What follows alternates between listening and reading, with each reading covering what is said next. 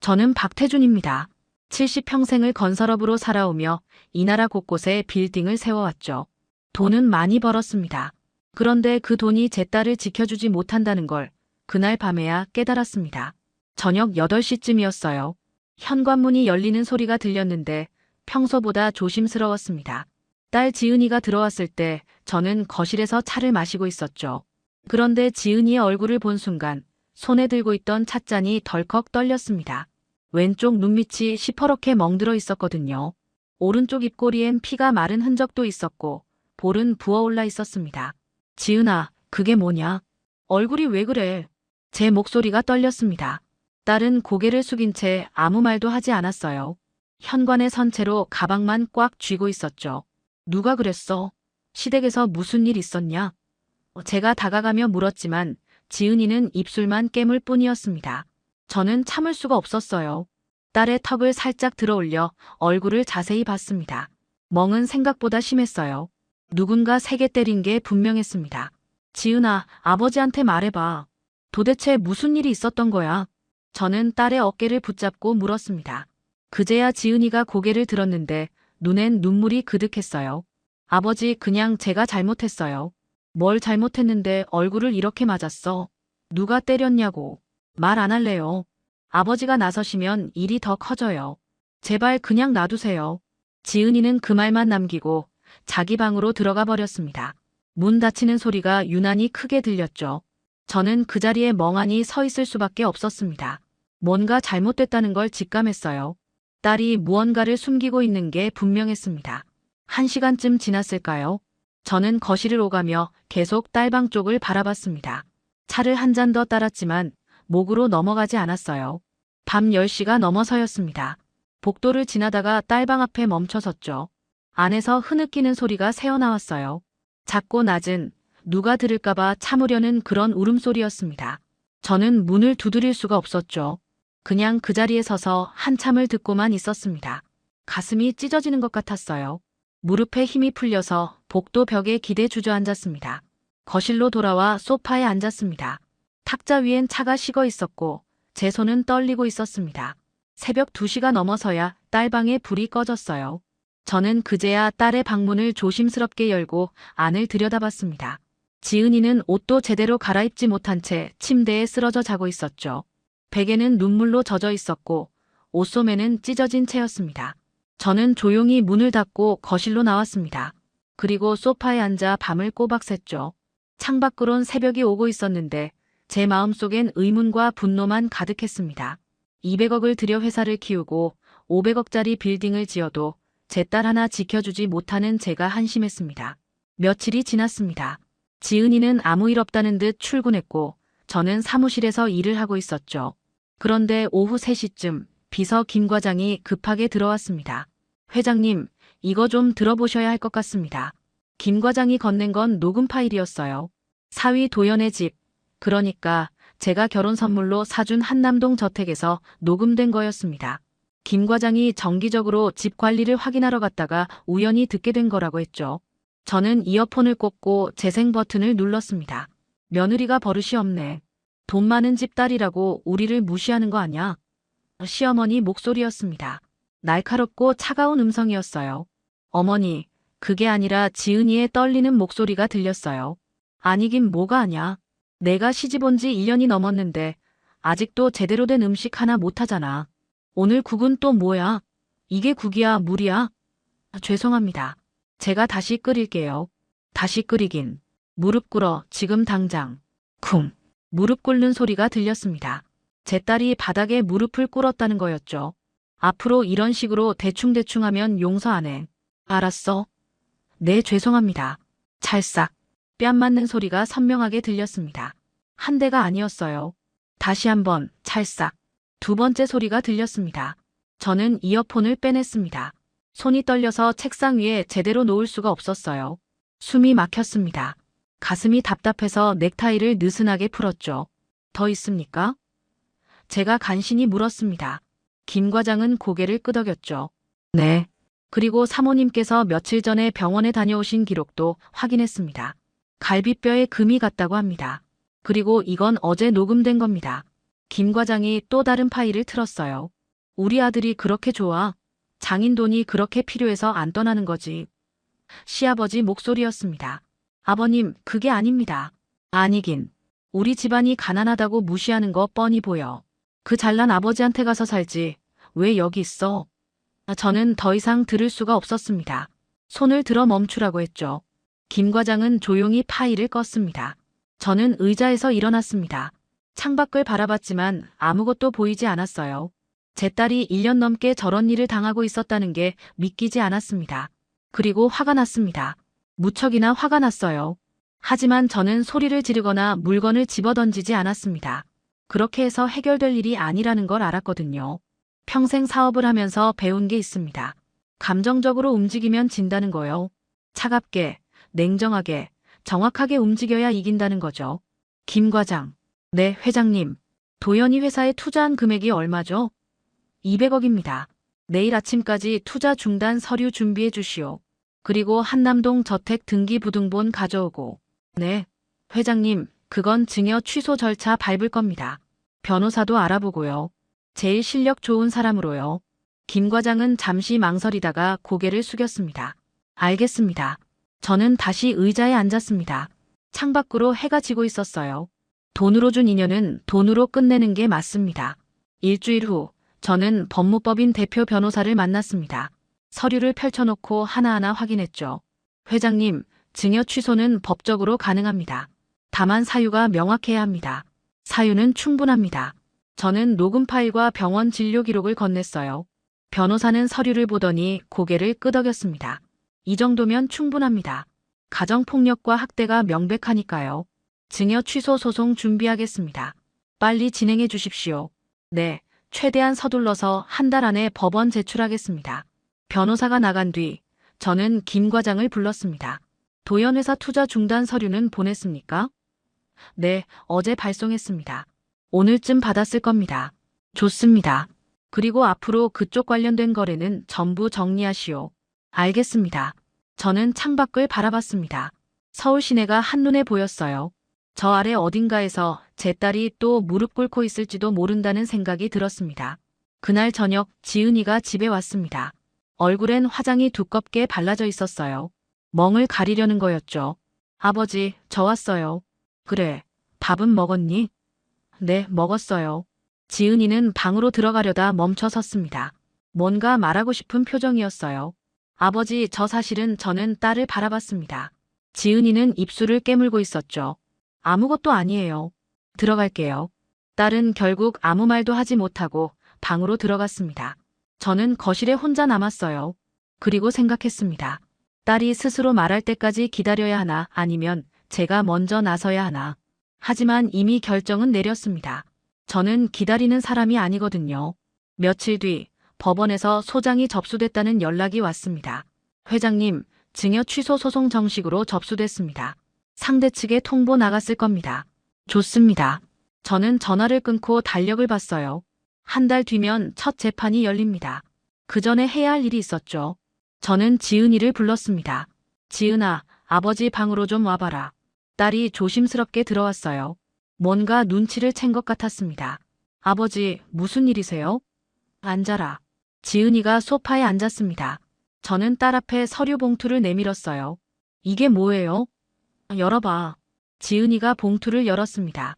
안에는 녹음 파일 내용을 문서로 옮긴 것과 병원 진료 기록이 들어있었죠. 딸의 손이 떨렸습니다. 아버지, 이걸 어떻게 1년 동안 참았구나. 혼자서. 지은이의 눈에서 눈물이 떨어졌습니다. 소리 없이 울고 있었어요. 아버지, 죄송해요. 제가 잘못해서 그런 거예요.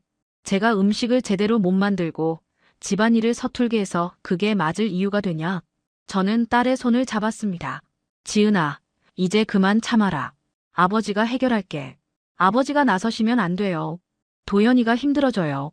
그 사람 회사도 어려워지고 그래서 내가 맞아야 하냐? 무릎 꿇어야 하냐? 제 목소리가 떨렸습니다. 딸은 고개를 떨구고 울기만 했어요. 저는 딸을 꼭 안아줬습니다. 이제 괜찮다. 아버지가 다 정리할 테니까. 그날 밤 저는 결심을 굳혔습니다. 돈으로 맺은 인연이라면 돈으로 끊는 게 맞습니다. 한 달 뒤 법원 판결이 나왔습니다. 증여 취소 인정. 한남동 저택의 소유권이 다시 제 명의로 돌아온다는 거였어요. 변호사가 전화로 알려줬을 때 저는 아무 말도 하지 않았습니다. 그저 조용히 전화를 끊고 창밖을 바라봤죠. 서울 시내에 비가 내리고 있었습니다. 창문에 빗방울이 흘러내리는 걸 보면서 저는 생각했어요. 이제 시작이구나.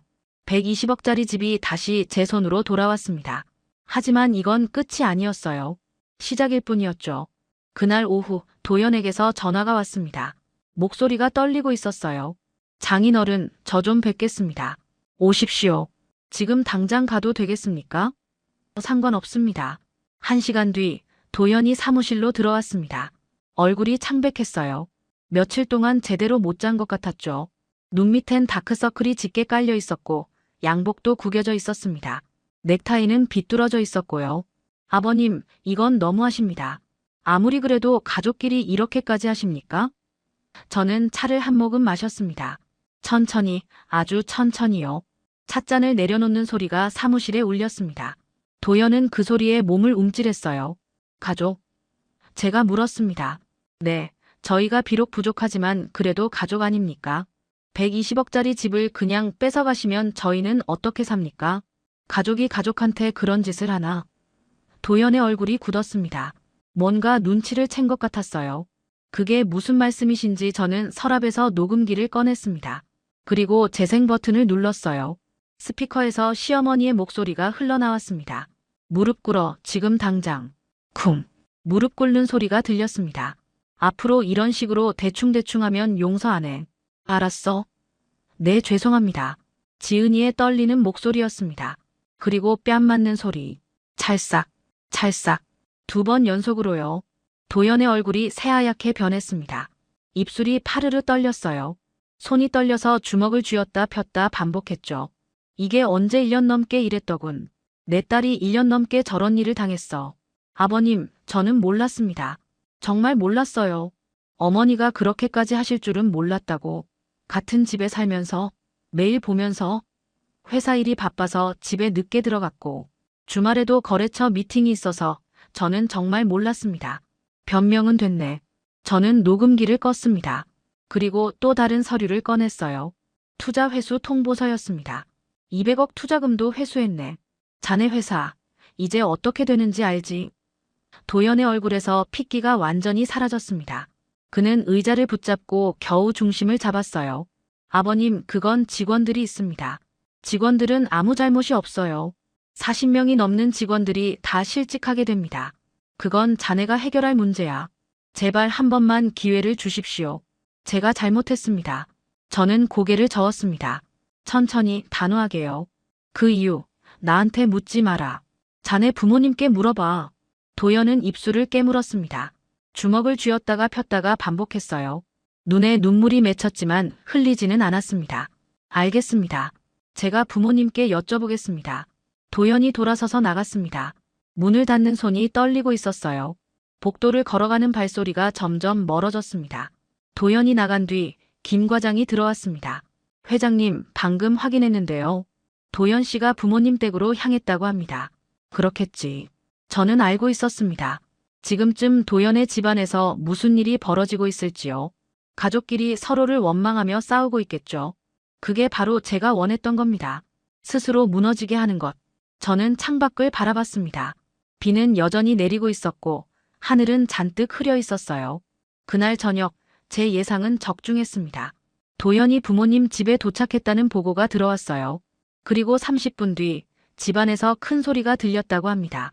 어머니, 대체 무슨 짓을 하신 겁니까? 도연의 목소리가 복도까지 울려 퍼졌다고 하더군요. 뭐, 내가 지금 어머니한테 소리를 지르는 거야? 소리를 지를 수밖에 없잖아요. 지은이한테 뭘 하신 겁니까? 내 아내가 싸가지가 없으니까 그랬지. 돈 많다고 우릴 무시하잖아.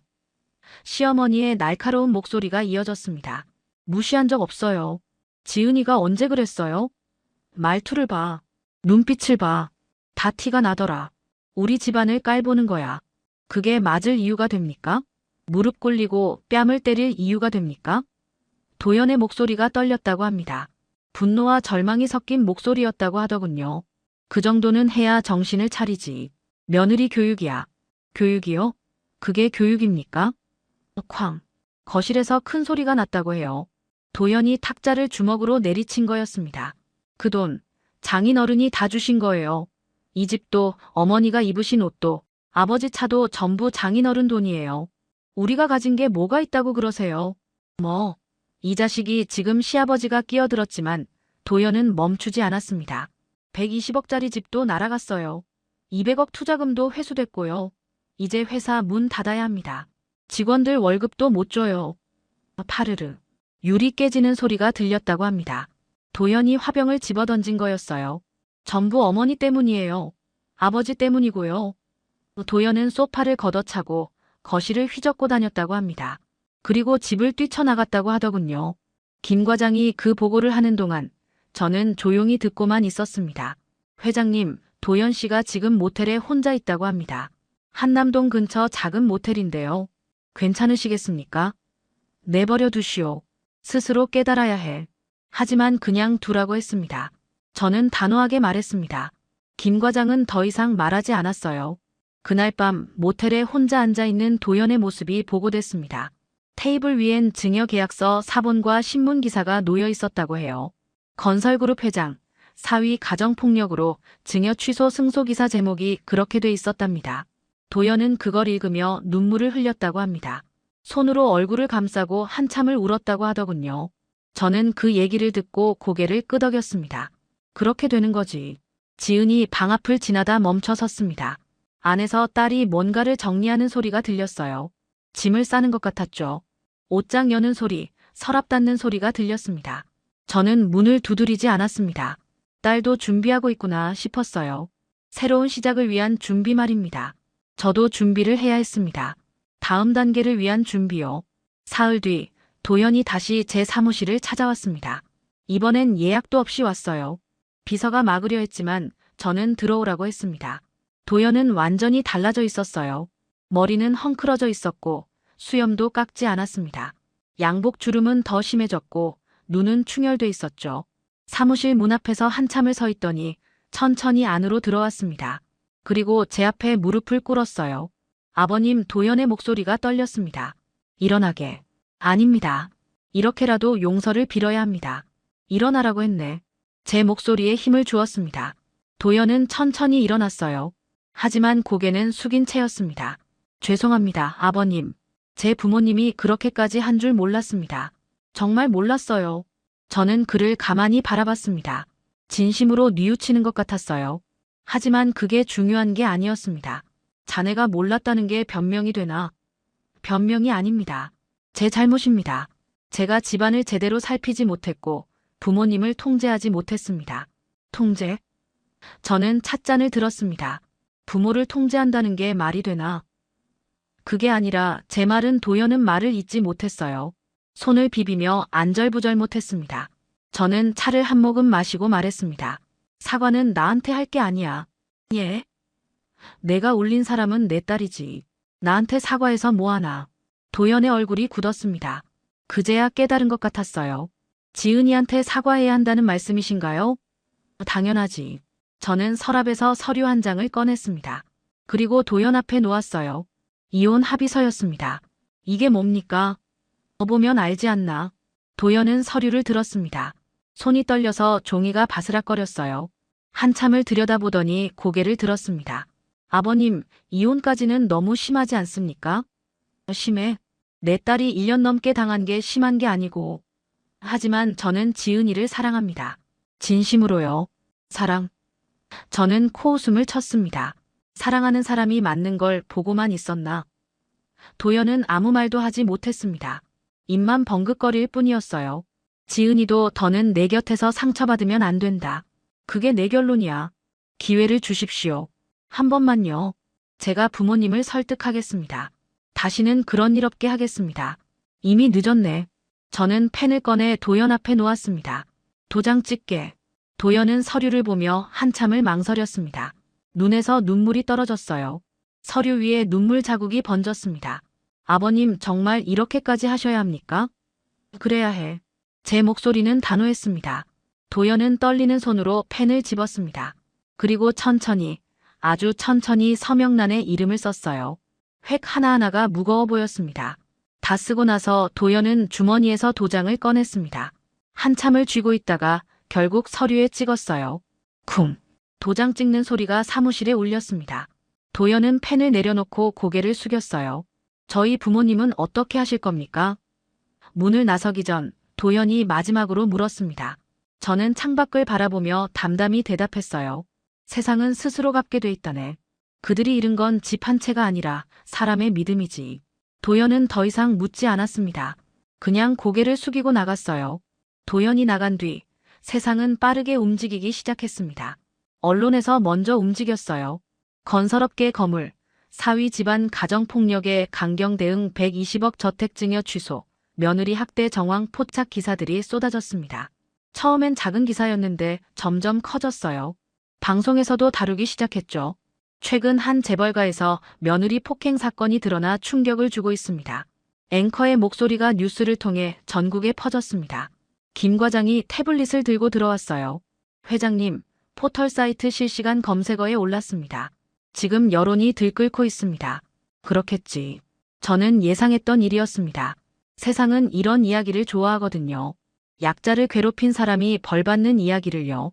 사흘 만에 도연 아버지가 회사 이사직에서 해임됐다는 소식이 들렸습니다. 주주총회에서 결정됐다고 하더군요. 며느리 폭행 사건 연루자를 이사로 둘 수 없다는 게 이유였습니다. 도연 어머니는 더 처참했어요.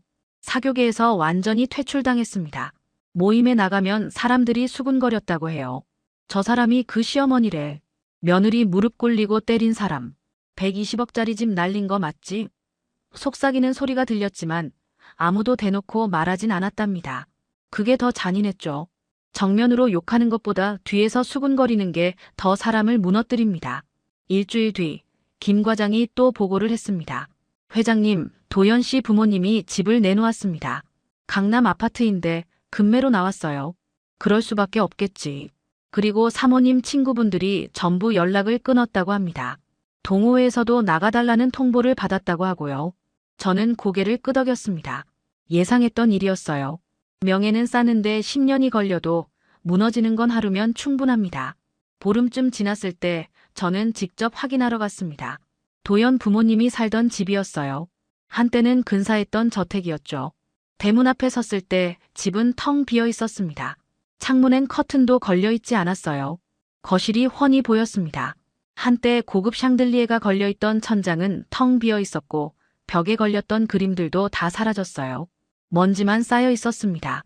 마루엔 가구를 옮긴 자국이 남아 있었고 벽엔 액자를 걸었던 흔적이 보였죠.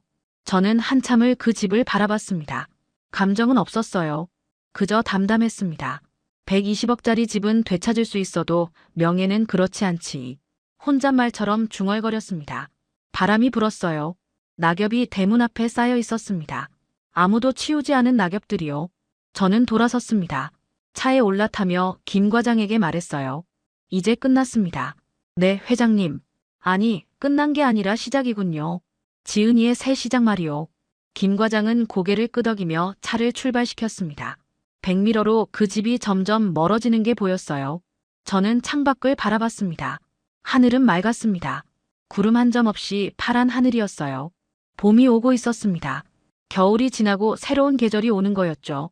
지은이에게도 이제 봄이 올 겁니다. 한 달 뒤 봄이 왔습니다. 벚꽃이 피기 시작했어요. 저는 지은이를 데리고 집을 보러 갔습니다.